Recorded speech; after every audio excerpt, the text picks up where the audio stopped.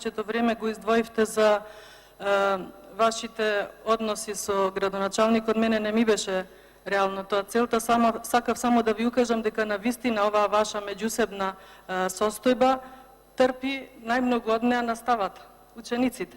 Како и што ви кажав, учениците не ни знаат кој е одговорен, зашто е одговорен. Жал ми е што трпи наставата, а се надевам, како што и вие сами одрековте, дека секој си постапува според закон, има надлежни институции, на крајот тоа нека се разреши, меѓутоа наставата во сиот овој период трпи. Најмногу учениците. И сега конкретно за прашањето кое што ви го поставив, а тоа е за реконструкција на покривот на училиштето Гоце Делчев.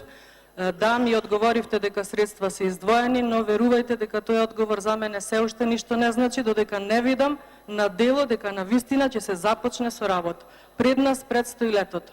Во ова училиште учат преку 1000 ученици. Не навлегувам во тоа дали се албанци, македонци, руми, небитно. И жалам што морам да споменувам бројка на ученици. Токму да се работи за едно рурално подрачно училиште, се работи на вистина, верувајте, за животи на овие деца. Ризикуваме со секој изминат ден. Да не биде летово да помине, јас на вистина мислам дека ако и наставата 2019-2020 започне со нереконструиран покрив, ние секој ден ќе играме руски рулет и со децата и со наставниците, верувајте ми.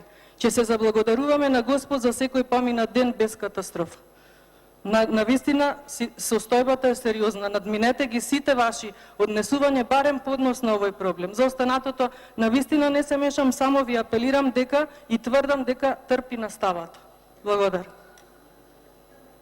Ако добро ве разбрав, имате и дополнително прашање.